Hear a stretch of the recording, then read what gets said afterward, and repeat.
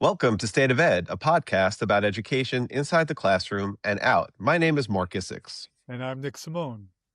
How are you today, Nick? The time has come to finally talk about our favorite technological academic tool. 73% of students say that they struggle to write, not because they can't, but because somewhere along the way, writing stopped feeling like something worth doing. And Daniel Senn and Erlend, Klouman, Høiner built We Will Write to fix just that, turning writing into a fast-paced, anonymous, team-based game that is already being played by more than 1 million students worldwide. We have the great pleasure of having these two brilliant minds behind We Will Write here on the show today. Daniel and Erlend, welcome to State of Ed Podcast. Thank you. Thank cool you. to be here. So I did try to practice Erlend's name prior to the podcast, and I think I didn't do it justice, so I apologize ahead of time or It's okay. after the fact, but my intentions were there. Like I explained to them before, I'm from Brooklyn, so there are certain sounds that my mouth is just not comfortable making, but I'm going to do my best. But I do apologize. as we learned at the conference, Norwegians are the nicest people on the planet. The nicest people on the planet. So, Nick, why don't you do the honors? Can you explain for our audience how we kind of came to know We Will Write? Because I know that we both have a, like, I don't know if it's too strong to call it a love affair with We Will Write, but we really love this tool. And I know that you were actually using it just before we started recording today with a district-wide meeting that you were conducting with teachers in our district. So share the story about how we kind of encountered We Will Write, if you don't mind. Of course not. So without getting like too lengthy, but I think every teacher in the country knows that when you go to a conference, no matter what the topic is, you want to come away with something that you can use in the classroom tomorrow. That's really the ultimate goal. So Mark and I had the pleasure of attending our first ever FETC in January, and the exhibit hall was unlike anything we've really ever seen. And the setup for We Will Write, first of all, you guys had the best setup there, but more importantly, you had the most engaging people working. They were outgoing, they were intelligent, they were passionate, they were enthusiastic, and they set up this app, which you guys are going to, or program, which you guys are going to explain shortly, to us brilliantly. And our instinct was, I want to get back in the classroom. And just so you guys know, the first day we did get back to school, I did use We Will Write with my class, just because I had to try it out immediately. So do you guys want to talk a little bit about the founding of this company and how you got to this point? Yeah, of course. It's, I mean, as you said, our inspiration is that we want students to kind of fall in love with writing. We want writing to not be something they are asked to do, but something they beg to do because it's so interesting an activity. In some way, we had some early discussions that we wanted to kind of change the kind of attitude students have to writing, that we want to make it the most popular activity at school, something they talk about. And it's kind of, especially now with the AI coming in and dominating this space, it's important that students really want to learn this skill. So and writing is in its core a creative process, regardless of what kind of text you write. So and being, using that creativity is important, I think, for anyone, and that makes it motivating and makes it fun. So yeah. And making it into a team sport like we have done, like you write for an audience, not just for kind of something on the side with the teacher reading and give you feedback. It's something the whole class is exposed to, and you have to kind of figuring out how do I get their attention. In some way, it's kind of a competition for the teacher and your peers' attention, because the texts that are selected in this team sport will be discussed in the classroom. So kids are really eager to kind of get that attention and be critiqued and be loved and get all the feedback. Right. I mean, what you've done brilliantly is what I think great teachers were trying to do before we had this type of technology. One of the best ways to become a better writer is to read good writing. And what you've done is so often teachers would read some of the best writing in class, of course, anonymously, but, let's read this section. Or they would have a competition where they would ask kids to write a thesis statement or the opening to an essay. Let's read them both. Which one do you like better? And I've done this over the years. That's what your platform does seamlessly. So for the people that are listening who maybe don't understand, you give students let's see how well I do here with the explanation, but you give students a prompt. You guys create some base level prompts. Teachers have the luxury sometimes of creating it for themselves. And then the students have a set amount of time where they have to answer that prompt. They're doing that in teams. So each team, the number of words that's being typed is being calculated, correct? Then once that is done, each team votes anonymously, and I know, Mark, you said that in the beginning, and that's so important, on which one they thought was the best. So you have this one, A versus B, and then eventually, right, you'll get it down to one winner from each team, and then everybody will collectively vote on that. And the whole process, how'd I do, guys? Pretty well there, or? Yeah. And what I just love about it, no, Mark's making fun, but it's just exactly what we need to do to encourage kids to write more. I will just let you guys know the reason why I'm so passionate about it is because teachers now are just kind of like grappling with how can I get kids to not use AI? But they're missing the point. We want kids to write because it helps them to think. The process of writing is critical to developing their thinking skills.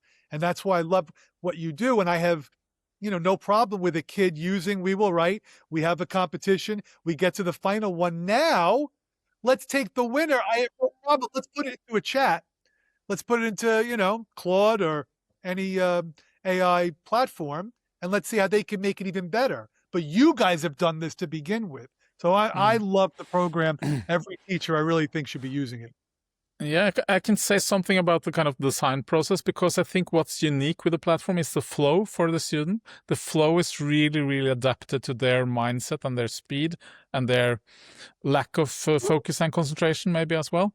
So the flow makes it much easier for them to kind of concentrate, because we also various different activities. As you said, they have to kind of think about the challenge, they have to write, they have to evaluate others, they have to kind of be exposed for the winners, and all these things are timed in slots that's really adapted to their minds. Another thing which is also quite unique with the platform is that we sequence these challenges, as we call them, after each other, and the flow is really quick. So when one challenge is done, we go straight to the next one. And what we see is that there is a ripple effect when you do more of them. The ideas the students share in the first challenge is kind of spreading to the next one. So you see that they in some way they are writing better and better because they share so many ideas and how to approach these challenges. And of course they steal and inspire, and sometimes they kind of continue on others' works from another challenge because that's more inspiring for them. Great. But right off the bat, you begin with a visual prompt. So everybody gets to come right into the activity. The barrier to entry that typically exists with the written word is that as soon as students see written words, they immediately start to back away from the activity. By having the visual prompt there, it becomes this welcoming opening or this opportunity to bring the students in. And then what I love about the platform is how quickly you're going. Like, here's the prompt, you're going. The clock has already started. So any questions you have, like, ask them after you start writing. Like, it just pushes everybody right into the flow, right onto the track, and off we go. And then once they're in, they're in. But it takes away a lot of that, like, slow working into or up to the task. It's just like, there's your visual, here's your prompt, and the clock is going. Come on. You're already losing time. And that just in and of itself motivates the clock ticking, the competition element. Kids love things like Kahoot and games like that. Those are more assessments. This is on the front side, the front loading of this, whereas Kahoot is on the other side. This engages them quickly to get into the learning and the development of an idea, as opposed to the recap after the fact. Yeah. Yeah, And it's we also reduce the cognitive load. As you Yes. see, there's not much interface or things interfering with their attention. So and the images are quite clear with kind of a focused attention on each image. So, and I think that helps them to kind of also get started. There is not that much to kind of think about except the image and the challenge, and be curious about what the other kids are writing. I think that kind of the secrecy of the anonymous, who is doing what, is a real trigger for them. Can I just say something more about the visuals? That, as Daniel said, we try to make it, the visuals, we try to make those as, to make them as idea generating as possible, make them interesting in some way, and make them ideally to make ideas come from the visual. And also the prompt themselves we try to keep them as, simple, and strike that balance between having them open, but also kind of a bit scaffolding. And also what you're talking about, Mark, is that time when the challenge starts, it can be a bit like they're eager to get started, and then it's total silence. And you can just hear it's amazing to see how focused they are, and you can just hear the sound of the keyboards. That happened today at my department meeting when it's just so funny because teachers are usually not quiet. And like you said, once I hit start, the room is just silent, and you're absolutely right. I'm sorry, Daniel. No. I'm also one of the things that surprises a lot of teachers is that even with this short burst of writing with just 3 minutes, they are so surprised how much they can write compared to kind of other settings where they get 10 minutes and they write less.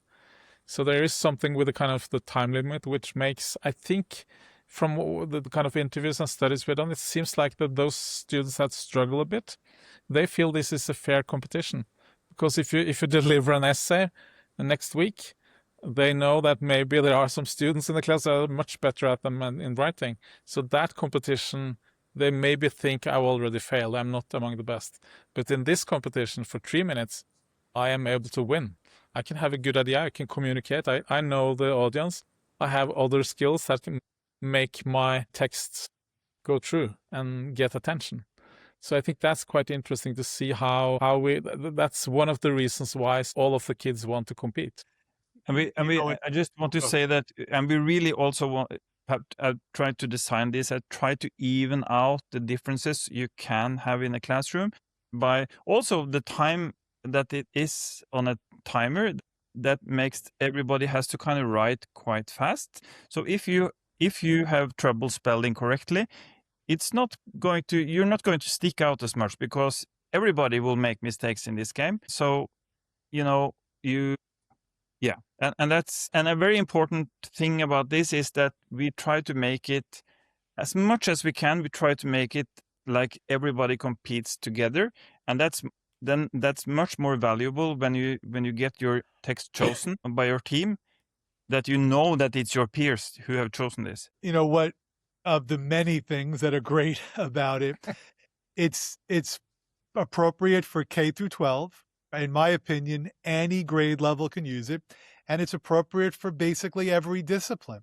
So you've created something that's not just limited to elementary school ELA classes. Anybody can benefit from this. Yeah. And like as an example, for AP students, when they have to write any of their responses, we'll talk about social studies, there's like a historical context paragraph that they have to write, contextualization. Yeah. So it's brilliant that now we could ask the kids, okay, everybody take 5 minutes, write your contextualization, and now you're going to read everybody else's. So not only is their writing improving, but their knowledge is improving because through repetition, they're reading the same thing about the Gilded Age. They're reading the same thing about the age of imperialism over and over again. And they're reading it from the best students as well. So yeah, and a little bit different angles. Because when I was in Orlando and visited the school there, they used a science task called Explain Gravity for first graders. And the interesting part of kind of exploring that and watching a classroom exploring that topic was that some students, of course, wrote the perfect scientific definition of what gravity is. but others thought about the target group, so I had to really explain it. So one of the students, they wrote a little story, a little fairy tale, to explain it to this little student, and the combination of all these different stories and the ways to explain it makes it easier to understand what gravity is. It's kind of it is what deep learning is. It's not kind of just memorizing one definition. It's kind of what's the core of it. Why is this text stronger than this? Why is this more precise? What is it we're trying to explain? Those discussions are so valuable. And I think that's a thing that's easily to overlook when you look at our platform the first time, is that it can look like something that's just for fun. The kids write and we vote and we have a winner. But I think the core part of the platform is to have discussions when teachers read the text, present in, initiate discussions, either by the students that they raise their hands and have engaging questions, or the teacher kind of asking really relevant and interesting questions. How can we make this text better? What is it with the text that makes it stand out? Is it a specific word, or is it kind of the rhythm of it? Like, these discussions are really interesting. And when the kids have just delivered those texts, they are so eager to kind of participate in discussions compared to having a role model text written 100 years ago by a famous author.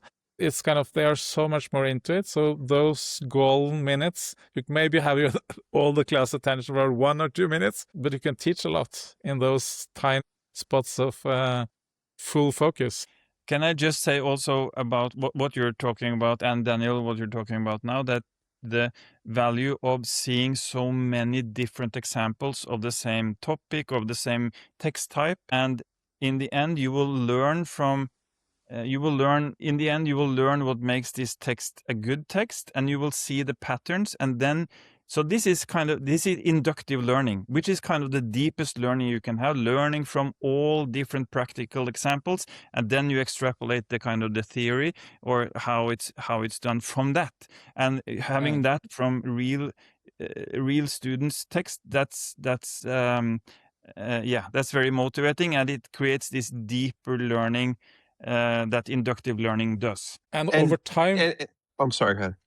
No, and over time, student will experience that they grow as a group.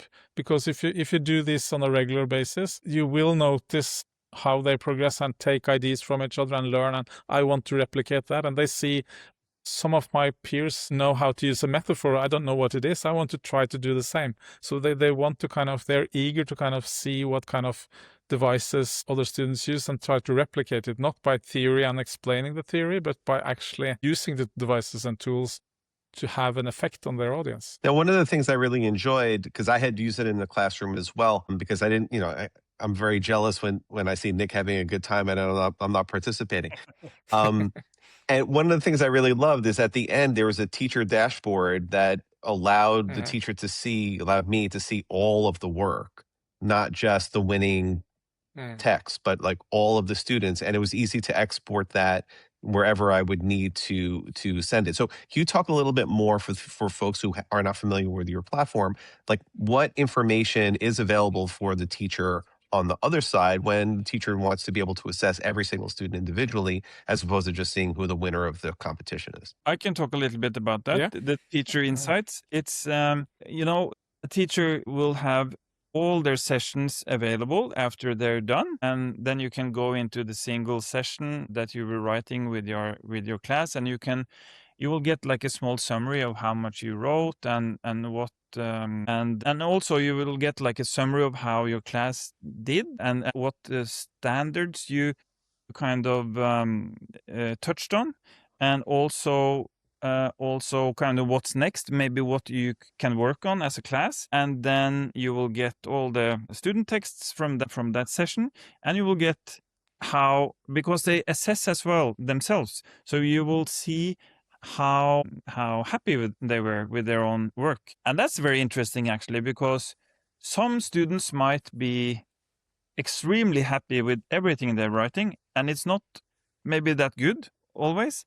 But you also have the opposite example, that some students write fantastic texts, but they're never happy with it.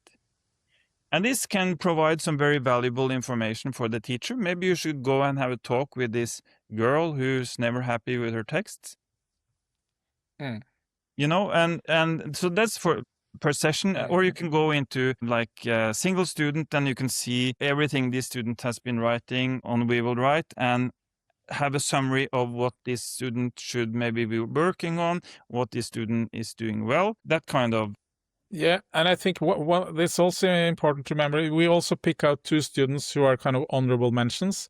Yep. None of them have had one or got any exposure in the classroom, but the AI picks out very high quality text that don't get exposure. So the teacher can see that and give those students good feedback. And we also point to students that they should look into because they're definitely having some trouble. Their performance is not good enough. So we guide the teacher, maybe you already know, but these students need some feedback. It's amazing. And the intention here is very inspired by, I've been teaching design for a lot of years, and one of the kind of core challenging things with that was that we had open critique of student work. We gave them kind of challenges they worked on, and we used their kind of product in process and discussed it openly in classrooms. And that is one of my inspirations for this platform. And the nice thing with kind of having student work in open discussion is that you can guide how they should develop their stories and their ideas further, instead of kind of letting kind of the curriculum set all the rules for what we're expecting. And for some students, this is so much more fruitful process that they can kind of initiate, and then the teacher and the peers guide them on how to continue writing. So that's something we're still continue developing the platform, how we can help the teacher guide students further on. For example, with other platform, other tools, how these students can improve in the direction they're heading. You take us through, like, from the whiteboard concept to the development of this tool that Nick and I, were so impressed by. I mean, you don't have to go into all the battles that have been won and lost along the way, but how did you form your team? Where did the idea come from? How did your collective backgrounds kind of fuse together to lead to the development of this wonderful application? I think you should start with the inspiration, or your kind of personal inspiration for this, Daniel. Yeah, I kind of, for me, it's a bit long journey inspired by my previous company and previous product. My youngest son was born with a severe hearing problem, so I was kind of told he would need a lot of practice to kind of keep up.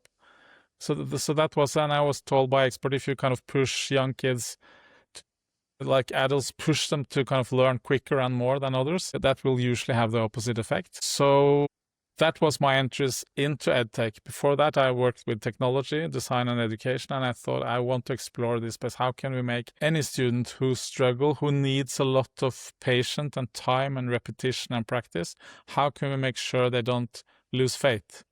Because it's more important for those students who struggle to not lose faith and have confidence and want to practice. So I built a platform for learning to read called Poyo, and that was a long process for many years. But what I learned by kind of building that platform and working with teachers and parents, and I get to know a lot of struggling students and their parents and their teachers, and I kind of understood kind of some of the psychology of what kids need when they struggle learning. So I try to kind of break some of the common truths to kind of see how you can succeed with that. And so that was one experience, one inspiration.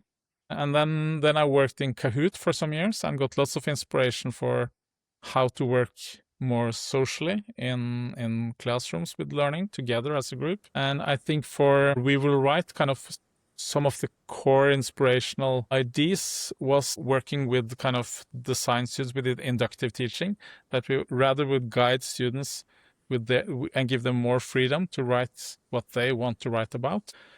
I also was inspired by kind of professional author courses, which have a lot of these kind of short writing challenges. We are very specific. And I was like amazed that why do we teach professional adults like this and don't do it in school? So there have been a lot of inspirations, but I also have a kind of very strong belief in kind of slow hunch, that it's really hard to understand exactly how to build platforms like this in a glimpse.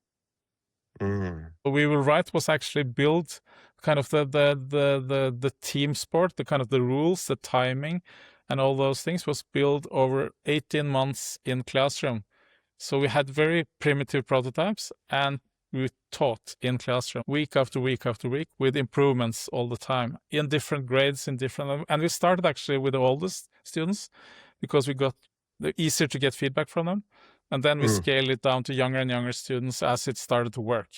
But it's because it's really hard to orchestrate this kind of experience with any grade, any topic, any number of students. That was quite challenging because we wanted to make it as easy as possible for a teacher to facilitate this. And that's why we divide the teams randomly, automatically. So it's really streamlined. So it's easy to do this a lot. And I think that came from actually being in classroom for a long time and experiencing how the weaknesses in when things are slow and takes time and it's confusing, it has to be really snappy to keep the attention and the flow. We had lots of problems in the first year. It takes 3 minutes pause and the students are gone. You lost them. Kind of bringing them back in and restart is really, really hard. So we learned a lot. And the timing, I think, was what we learned most in that phase. And kind of a lot also about rules. Like there is a lot of images you shouldn't show students as inspiration in a classroom. It brings really not the kind of ideas you want to expose in a classroom. So we did a lot of errors, which was really, really healthy. So I think we have a rule with 8 rules that every image has to follow. So it doesn't especially in high school, if you give any sexual associations, they will go that direction. So so being kind of inspirational and creative, but still not have your associations anywhere is a challenge. So how did you then surround yourself with other players to kind of complement your strengths and build the team for We Will Write? Yeah, so we had I have my previous CTO tech partner.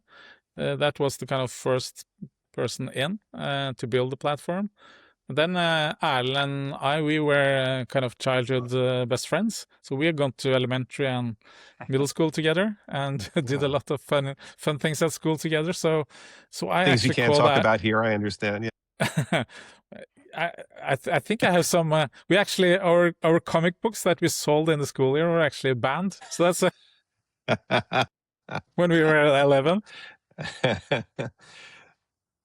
But the reason why I called Erlend was I was very sure that I needed his creative mind to kind of understand how we could create these challenges and develop this platform. And he has been teaching for longer than I had with the target group. Have a long background in advertising. So he was the third person on board. And the 3 of us had enough to kind of build the basic platform and start piloting it and testing it out with letting it kind of loose in the world. And the next on the team was an American living in Oslo. Yeah, our first American.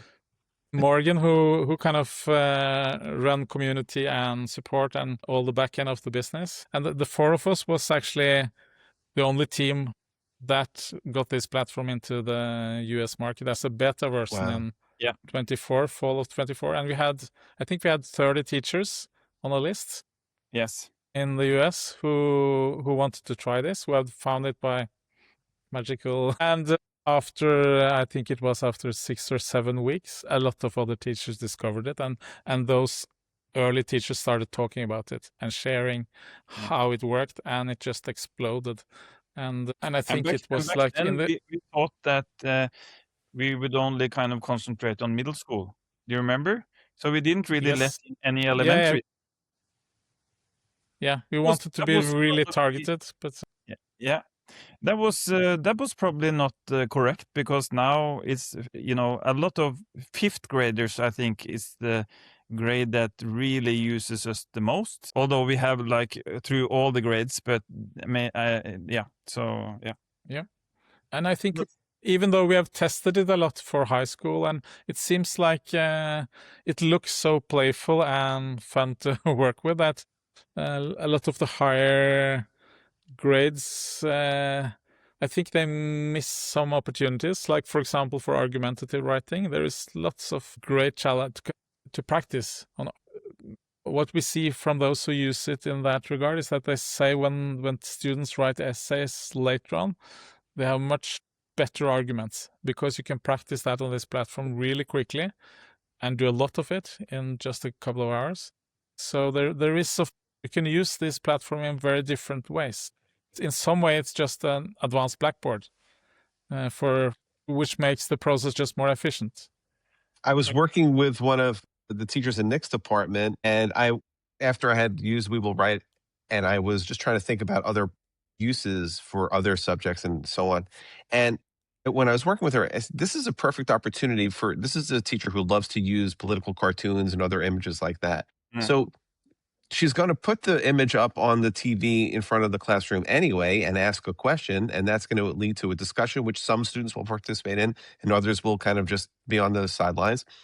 This could be a great 3-minute, 4-minute, 5-minute activity where it's the same cartoon, the same instructional and curricular objectives, but now everybody gets to participate instantaneously.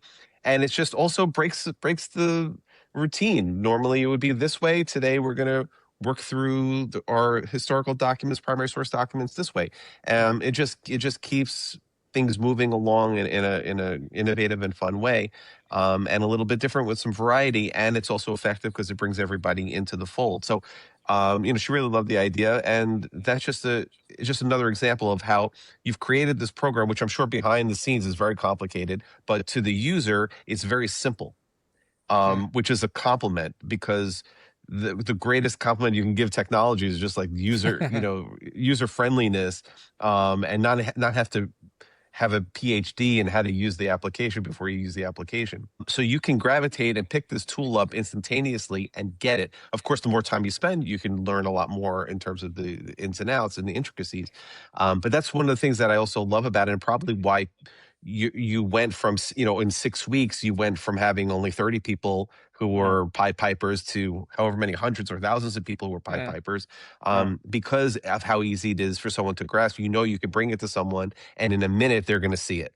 They'll see the utility of it in a minute, and you don't have to wait for them to have an epiphany. That's a complete compliment and strength of the platform that you've created. So it's wonderful in that regard. Yeah, thank you. We put a lot of effort into making it transparent. So, and one of the kind of early kind of design challenges is that kids are not really attracted to texts. If you see them kind of play games or anything they do on digital devices, text is not what attracts them. So what we did was, how can we make the text the most attractive part of the platform? So we actually also, in some way, we kind of dulled down things so the texts are more beautiful, like the typography and how we set it up and the size of it and the colors we use. All of these are kind of intentional to make the text look as good as it can based on what we know about what they're going to produce. So that's the same reason why you're using the We Will Write colors as your backgrounds, which I picked up on also, which is brilliant. And we have to emphasize probably the most important thing for the people that are going to, pay the bills. No data privacy violations at all. You have the perfect platform. Kids don't enter anything other than 6-digit code that we give them. So that's because that's what a lot of schools are concerned about. Yeah. Early on, I can't begin to think about how many companies just fell flat because they didn't anticipate that. So that's a big one. Yeah, that's really, and what we are doing here requires a lot of trust from all the players. I mean, we're letting the students write openly in the classroom, so they have to follow school rules and they have to write on track and don't kind of. So I think it's kind of the trust we build with this platform, kind of trusting students, trusting us as a company. Everybody has to trust each other and build a really safe platform. Helps so much. And one of the things that I would say a little bit surprised us is that when students are allowed to kind of share their ideas, their tastes, their arguments, their opinions, their interests, their stories over time in a classroom together, and they kind of do that creates a lot of trust. And there's a kind of relationship between the students and the teacher to kind of use that trust in a constructive way together. And we have reports that a lot of teachers say that this kind of this helps classroom management. I can see that. Actually, Yeah. that was one thing that surprised me a bit. I remember we went to some school visits outside of Austin, and there was a teacher there who told us that what it have done with their kind of her classroom and the social part of the classroom, because they were kind of struggling a bit with, not the classroom culture was not kind of optimal. And then after using this, she told us that, but because we've always thought about this ultimately as like it's a tool for learning how to write better. So but we use it, we use all this. But what she told us was that it had done so much for the whole classroom culture of her. So that was for her. It seems like that was kind of for me that was a bit surprising that it had that big an effect on that. Have you seen, I know that the company is still relatively young, but have you seen other long-term or medium-term benefits other than, of course, we know that it gets students interested in writing right away, but have you seen or is there any data to show like longer term impact in terms of how students view writing differently or perhaps, how they are transferring their learning to other demonstrations of understanding. Have you come across anything like that yet? I know it's still relatively early in the process. We have some teachers who kind of have done they have kind of compared the students' writing kind of early in the semester and late in the semester and done kind of the same challenges to kind of compare it. And then you see the growth, especially on the young students. It's very clear how much they grow in and learn. And sometimes they learn things they usually learn on later grades. And we also see keyboard speed. It's a kind of a byproduct that since there is such a motivation for kind of performing here, they very quickly learn that typing faster is an advantage. So they become better typers. For kind of, and we also have a lot of teachers talking about kind of the motivation for writing outside the platform increases as well. So it's not just inside the platform. And we did a survey, I think a year ago, where we asked about these things. And there was a very large portion of those 4,000 student teachers we interviewed that reported that the writing motivation in other platforms and writing. So it's not just kind of this team sport. They actually become more interested in their own writing. And we have a lot of anecdotes about students that prior to We Will Write said they would never write. And after starting to use We Will Write, they call themselves writers. That they kind of their identity switch, like this is something I'm not doing, choose this is something I am a writer. But we can't document that at scale yet. We haven't had resources or time yet to do scientific studies of this. It's funny that you said that. When I did use We Will Write, I had the students writing for basically the entire 43-minute period with a series of different prompts off of one initial prompt. It was about Netflix and YouTube. Or no, I'm sorry, it was about TikTok and Instagram. I apologize. And it was just, I kept kind of changing the perspective from which they would attack the debate. And when it was over, I did a quick debrief and asked them if they liked the platform and everything else. And one of the 7th graders is so cute. He says, I really, really liked it, except for the writing part. Yes, like, you've been writing for 43 minutes, but that's only a 7th grader can say that. Yeah. That's so perfect, because this student probably improved his writing or her writing, but that was not. That's fantastic, and I think what's kind of close to my heart is the thing that hasn't really anything to do with writing, but that like the social part, the part about experiencing this together, because some our digital lives and some services and tools and whatever we used, they kind of create this individualized bubble, more and more individualized, which can lead to loneliness, isolation, and feeling that I am different. But what's very close to my heart with this we're trying to do is to have this shared experience. We're doing it together. You get recognition from your peers, and this will and humans are social beings. It's very important for us that we have this interaction all the time. We get this recognition from each other. So I hope we can be like a counter force towards this kind of excessive individualization that the digital lives has given us the opportunity to do, but unfortunately can lead to loneliness and isolation. Yes, and I'm a huge fan of this pedagogic genius, Lev Vygotsky, who kind of had this theory of the proximal zone, that people are able to do more when they do it together.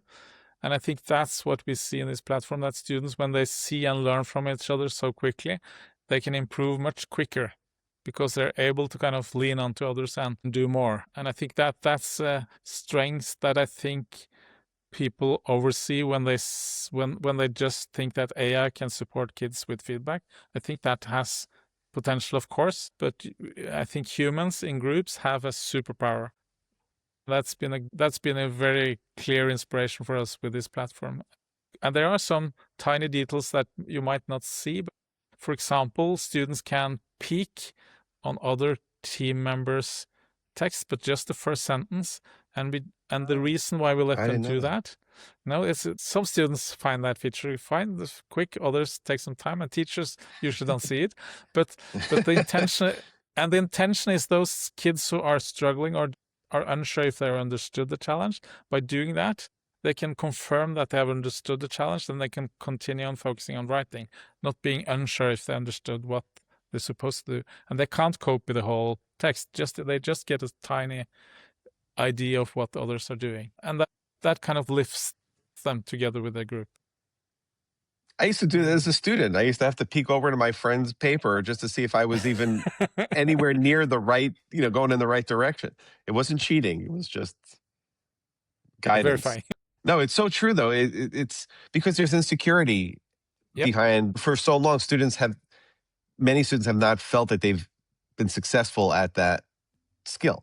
So now when you're trying to empower them, it can't just happen instantaneously. There has to be a ramp up before they can really get that confidence. And while they're still insecure, they need to be able to have that peak to see if they're even going in the right direction. Yeah, and I think we really underestimate the need for that. I can share some stories that I have experienced by using this platform in classroom. There was in one session, one of the students in the back of the classroom just raised a hand and just said, "I just want to tell that student who wrote the story about the turtle, can you please finish it? I really want to hear the rest of the story." And kind of another student, and nobody knows who's written this text, but the kind of just listening to that one student beg to hear your story. I mean, what more motivation do you need to write? It's kind of, you have a fan, and the others hear this. And another story I had, that's amazing. And one I remember, I had a student who wrote, it was about a mist, and the idea was so great. So I told the class, this idea is so fantastic, it's good enough to write a novel. It's like this idea, you can just keep it and you can build a whole novel on this single idea. And what I saw was the whole classroom was so proud, because what I was telling them in a way is like, you have an author in the classroom. Did you know? And everybody was so proud. So and the next challenge, everybody wrote so much better, because they I told them, you have a talent. And I was honest about the idea was great, but it was not fantastic. And it was not a complete text. It has lots of potential for growth, but it's like, I was so impressed by the idea. So kind of having that kind of confidence and build that in students, that they can really master things. I think that's so important. And especially if you talk with boys about football, nobody wants to be average in football.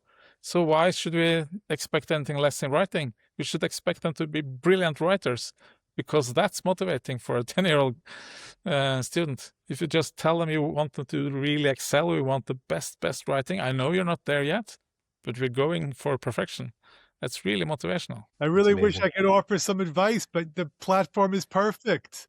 I have loved it. Well, there's a lot of things we need to improve. I have to say, there is still a lot of details we need feedback on. So, and I know some teachers are waiting for some fixes they have asked us for. We're working there's still a lot of things we can improve with it, actually. Well, we're going to continue to do our best to share the word. Yeah, please do. And please give us feedback. I mean, I think without all the feedback we got from kind of the first thousands of teachers who were kind of found us, and that specific feedback they gave us was so valuable. So that's part of why it's so good at this level. We are both perfectionists, but we really need that. The feedback we get from will make it into a perfect platform in time. So before we close out our conversation, can you just share with our audience where they can find your platform, how they can acquire and use the platform? Is it an individual license? Is it a school license? Can you just walk us through a little bit of the logistics of that so folks have an idea what they're kind of getting themselves into? Yes, it's very easy. You go to wewillwrite.com and you can sign up there, and then you get access to the platform and you get access to everything for 60 days for free. And after that, you have still access to the core platform for free, but you will have to pay if you want to continue, have to have access to the premium features. And you can either pay as an individual teacher, or you can have your school or district pay. So that's basically the options. And of course, we want the teachers to get it for free. So the best thing is for schools or districts to buy it for the teachers. And do you offer, is it a per pupil license or is it a per school building license? How do you structure that for the folks who are like, the decision makers with their fingers on the purse strings? How do you, what do you offer for them in terms of the licensing? We sell single teacher licenses and we sell bulk licenses for districts. That's basically, and it's per teacher at the moment, and it will probably be per students in a year or two, but currently it's per teacher. Thank you so much. What a pleasure, and keep up the great work. Yeah, thank you. Thank you. It was a pleasure talking to you. Yes. Yeah. Likewise. And please reach out. Will do.